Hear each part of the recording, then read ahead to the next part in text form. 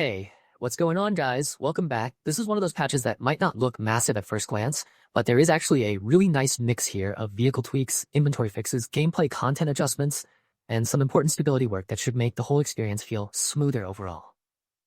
Let me start with the vehicle side of things, because there are a few changes here that drivers are definitely going to notice. Handbrake assistance now works in partial driving assistance mode too, which means the game is being a little more helpful in that middle ground between full manual control and the more assisted setup. They also improved the handbrake behavior itself, so it does not stay enabled after you turn off full driving assistance, and then the handbrake icon will no longer incorrectly show up for automatic transmission when only handbrake assistance is active. On top of that, the third-person driving camera got a zoom change, so if you have spent any time behind the wheel, that viewpoint should feel a bit different now. There was also a fix for the UAZ 452 transport passenger getting stuck in an A pose while getting in, which is the kind of bug that does not break the whole match, but absolutely breaks immersion the moment you see it.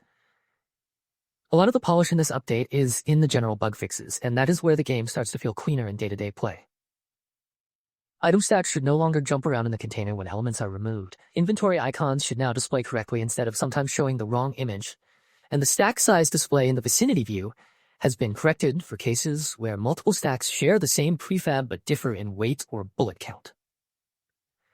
They also fixed the problem where projectiles would despawn when exiting the top of the world, which is one of those edge case issues that sounds weird until it happens right in the middle of a fight. Even ladder behavior got attention, with inconsistent forward direction for some ladders operated by AI being fixed, so AI pathing around vertical movement should be more reliable. Another fix addressed vehicle collision particle effects, so they will no longer trigger when hitting tiny objects, which should reduce unnecessary visual clutter. And in Villa on Kolgiev, another pre-placed helipad service station has been removed. The playable content updates are especially interesting for anyone who spends time with FIA loadouts and arsenals. All FIA loadouts and arsenals now use the Dirty Soviet Boots prefab. The FIA arsenals have had a shopping list item and gray pants added, and the ranks required for FIA items and vehicles were adjusted.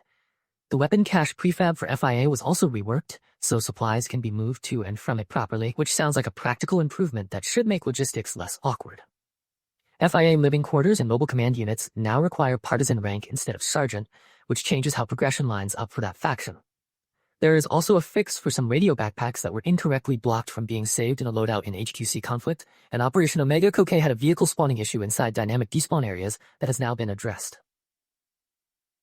So, this part of the update is not just cosmetic. It is clearly cleaning up faction setup, rank logic, and spawn behavior in ways that matter during actual matches. On the stability and performance side, item preview rendering has been improved, which should help the inventory and preview experience feel a bit lighter. There's also an important crash fix tied to calling Anim Fizz Agent Fizz, set local velocity when the character is dead. And fixes like that are exactly the kind that make experimental updates worth keeping an eye on, because they can remove those hard stops that interrupt gameplay completely. And finally, the controls and UI section has a nice quality of life fix. The clear obstacle command now has its own unique icon in the radial wheel, and also as an objective on the map, which makes it far easier to read at a glance. They also fixed unsafe system registration from parallel simulation, which is another stability-related correction that should help keep things running more cleanly under the hood. Overall, this update feels like a strong cleanup patch with a few meaningful gameplay adjustments mixed in, especially for driving, FIA content, and UI clarity. And that combination is usually exactly what makes an experimental build feel more usable in real sessions.